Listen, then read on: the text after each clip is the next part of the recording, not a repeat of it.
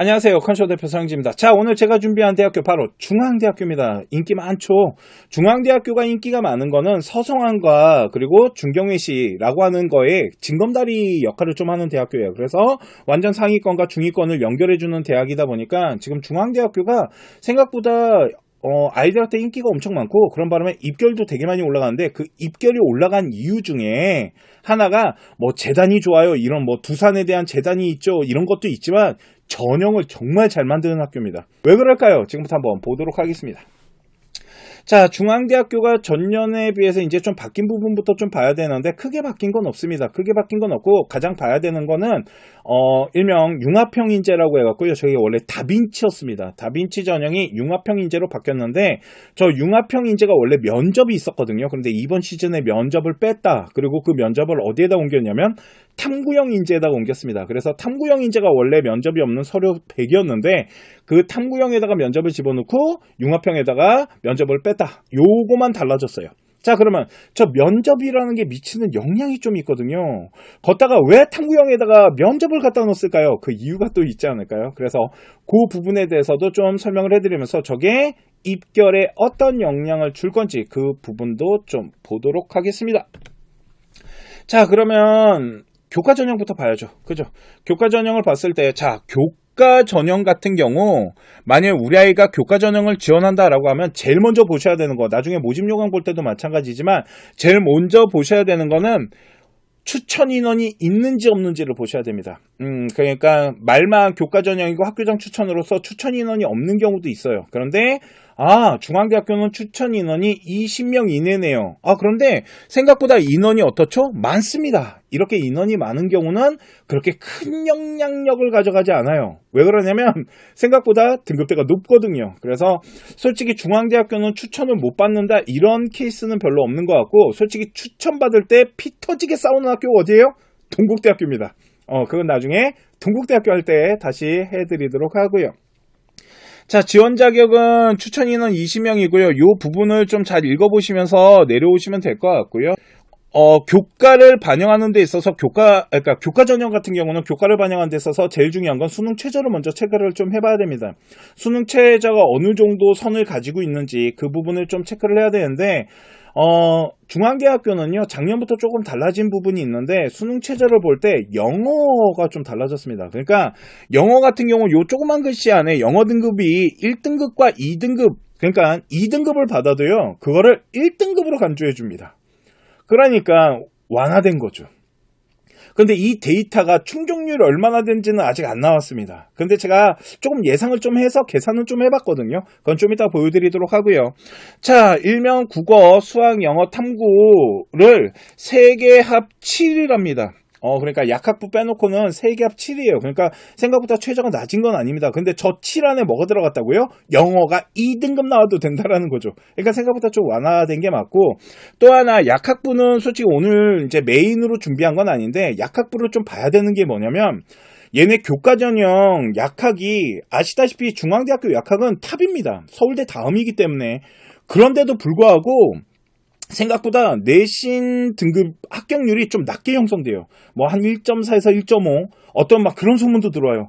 막 1.6이 넘었는데도 나 중앙대 교과로 약대 갔어, 이런 얘기가 왜 나오냐면요, 최저가 겁나 세거든요. 몇 개 합이냐면 4개 합에 5예요. 그러니까 거의 의대처럼 건드려놨거든 지금. 그러다 보니까 솔직히 조금 등급이 뒤로 밀리는데 최저를 맞출 수 있잖아요. 그러면 중앙대 약학으로 교과 전형 넣어보는 거 한번 해볼 만한 거다 라고 보시면 될 것 같고요. 또 하나 보셔야 되는 건 이제 전체적으로 이제 교과에 대한 부분이 들어가는데, 교과 같은 경우는 저희 컨쇼에서는 현재 컨쇼 오픈 채팅방을 운영하고 있습니다. 그래서 지금 라이브에서 질문하듯이 오픈 채팅방에서도 물어보시면 제가 진짜 하나하나 다 답변을 달아드리고 있고, 혹시나 저희가 가지고 있지 않는 데이터가 있다라면 조사를 해서라도 달아드리고 있습니다. 그렇기 때문에 저희 컨쇼 오픈 채팅방도 한번 이용해 보시면 좋을 것 같고요. 교과 전형을 반영하는 데 있어서 시립대처럼 전 과목이 다 들어가는 건 아니고요. 주요 과목 안에서의 전 과목 라인을 다 가져간다. 그러니까 문과가 됐건 이과가 됐건 과학과 사회가 다 들어가는 부분이 있어요. 이 부분이 있는데 그게 90%가 들어가고 진로 선택 과목 같은 경우도 한 10% 정도가 들어간다라고 보시면 돼요. 이렇게 평가한 걸 가지고 이제 수능 최저와 이런 걸 갖고 어느 정도로 합격선을 형성하는지 계산을 좀 해보면 요 나와 있는 수능 최저 충족률을 가지고 계산을 해봤을 때 2023년이 한 어느 정도였냐면 한 60%가 좀 넘어갔어요. 한 66에서 한 61% 요런 식으로 이제 형성이 되었고, 보시면 자연 약학부 보이십니까? 충족률 엄청 낮은 거 그잖아요. 한 30%가 안 됩니다. 걷다가 첫 해는 10몇 프로밖에 안 됐어요. 그러다 보니까 최저 맞추면 한번 해볼만 합니다라고 제가 그래서 말씀을 드리는 거고, 또 하나는 의대 쪽으로 빠져나가는 애들이 좀 있다 보니까 이런 부분들도 한번 계산해 볼 필요가 있는데, 보통은 한 자연계는 60% 정도가 되고요. 인문계 애들은 한 66% 정도가 됐거든요. 그런데 요거를 이번 시즌 라인으로 또 계산을 해보잖아요. 그러면 한 68%에서 70% 정도, 요 정도 나오더라고요. 그러면 생각보다 최저를 맞춰온 아이들이 많네요. 일단 이게 영어가 풀어진 것도 있지만 워낙 내신 등급대가 높아요. 중앙대학교 같은 경우는 합격하는 아이들이 보통 1.4등급대예요. 그러다 보니까 등급대가 워낙 높게 형성되다 보니까 최저 충족률을 맞춰오는 아이들이 생각보다 많고, 입시에 대해서 이제 분석을 하다 보면은 교과 입결의 뒤로 빠지는 데이터 있잖아요. 그게 생각보다 그렇게 크게 흔들리면서 빠지지 않습니다. 그래서 가능하면 평균점을 기준으로 해서 지원하셨을 때가 가장 안정권을 형성할 수 있는데, 보통 1.4에서 1.5 이 정도는 돼야지 조금 쉽게 중앙대학교로 좀 계산하고 찾아볼 수 있다. 이 정도 수준은 되셔야 된다라고 보시면 될 것 같습니다. 이게 중앙대학교 교과고요. 자, 오늘 이제 메인으로 보여드리려는 거는 융합형 인재, 일명 다빈치라고 했죠. 그리고 탐구형 인재에 대해서 이제 분석을 할 건데, 융합형 인재 같은 경우는요, 뭘로 뽑냐면 아이들을 서류 100%로 뽑습니다. 서류 100%로 뽑는데 보셔야 되는 게 뭐냐면, 다빈치도 마찬가지였지만 융합형 인재에서 가장 중요한 키워드가 뭡니까? 라고 저한테 물어보시면 균형입니다. 그래서 융합형 인재 같은 경우는 아이들을 선발하는 이 비율에 대한 부분들을 계산해 보면 좀 균형적으로 선발하는 부분이 있고요. 또 하나는 전공적 합성이라고 해서 그 학과에 맞는 어떤 활동들, 이런 것들을 직접적으로 다 계산하지 않습니다. 그러다 보니까 전공성을 좀 무너뜨리고 지원하기에는 융합형 인재가 훨씬 좋다라고 보시면 될 것 같고요. 그런데 원래는 여기 면접이 있었는데 면접을 어디로 넘겼냐면 탐구형 인재로 넘겼습니다. 면접이 빠지게 되면은 나중에 입결에 대한 부분이 약간 올라갑니다. 왜 그러면 뒤로 빠지는 데이터가 생각보다 짧게 빠져요.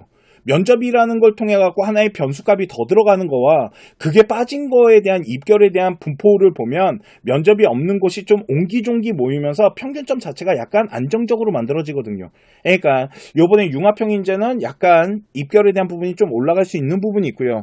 학생부 종합전형에서 탐구형 인재 같은 경우는 뭐가 넘어왔냐면 이제 면접이라는 게 넘어왔는데, 이 면접이 생긴 이유가 있어요.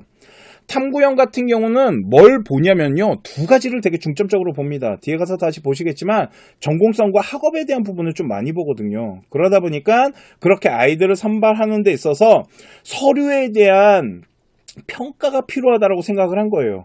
그래서 서류에 대한 평가를 통해서 아이들을 한 번 더 점검하는 게 면접이고, 이렇게 면접이 발생되게 되면 점수 데이터, 입결에 대한 데이터가 조금 흔들리면서 뒤로 빠지는 경우들이 좀 있습니다. 그래서 조금 더 넓게 구성이 될 수 있다라고 보시면 되는데, 자, 그러면 첫 번째 융합형을 넣을 건지 탐구형을 넣을 건지 중에 봐야 되는 건 면접이죠.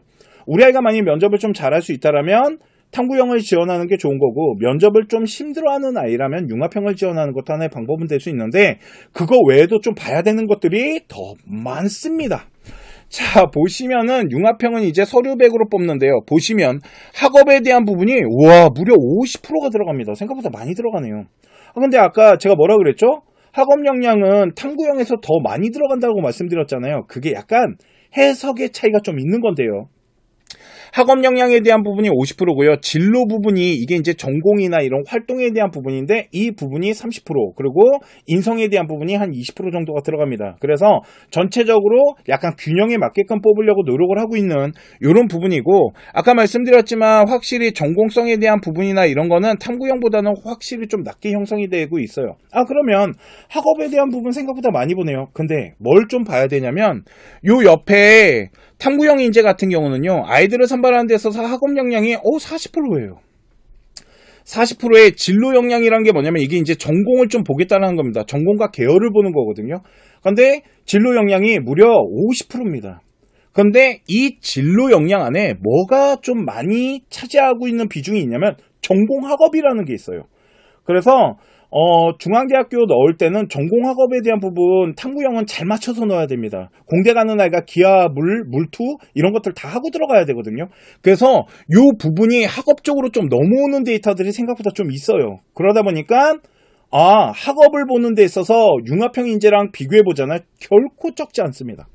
그래서 공부 잘해야 돼요. 그리고 입결이나 이런 거 분석해 보잖아요. 그러면 융합형 인재가 입결이 더 높은 것처럼 보이지만 그 안에는 알지 못하시는 비밀이 하나 있어서 그렇습니다. 그건 밑에 하나하나 더 보도록 할게요. 자, 그러면 정리를 좀 해보면 융합형 인재 다빈치라고 했던 거는 학교에 좀 다양한 활동에 대한 생활기록부가 좀 구성되어 있는 아이들, 그리고 성장 가능성에 대한 평가가 좀 높게 형성되는데 이게 뭐냐면 생활기록부 안에 우리 아이가 전공이 아니더라도 관심 있어 하는 활동들이 어떻게 잘 연결되면서 발전하는지, 생활기록부 안에 스토리가 좀 있는지 이런 걸 좀 보겠다라는 이런 종합적인 평가를 하는 거고요. 탐구형 같은 경우는 세부 활동을 통한 학업에 대한 부분을 좀 많이 평가를 하는 부분이고, 전공 학업 부분을 학업에 대한 기본이랑 묶어서 좀 보는 부분, 이런 것들이 있고요. 또 하나 창제 활동에 대한 탐구 활동 이런 거를 통해 갖고 전공에 대한 방향성들 이런 것들을 좀 직접적으로 많이 봅니다. 그러니까 면접을 잘하고 못하고의 차이도 있겠지만 우리 아이 서류가 어떻게 구성이 되고 어떤 학과를 지원하느냐에 따라서 전형이 뚜렷하게 좀 나눠져 있습니다. 그리고 또 봐야 되는 게 있어요. 그게 뭐냐면 학생들 선발하는 학교를 좀 봐야 되는데, 아까 융합형 인재가 입결만 따져보면 조금 점수대가 더 높게 나오는 학과들이 있습니다라고 했는데, 그게 왜 그러냐면 이 다빈치라고 했던 이 융합형 인재 같은 경우는 일반고 아이들 있잖아요. 그 일반고 아이들의 선발 비율의 합격률이 70%가 넘어갑니다. 10명 중에 7명 이상이 다 일반고 아이들이라는 거죠. 그러다 보니까 등급대를 가지고 이제 들어오는 거고, 나중에 합격한 아이들의 등급만 가지고 단순하게 계산하는 거거든요. 대학교는.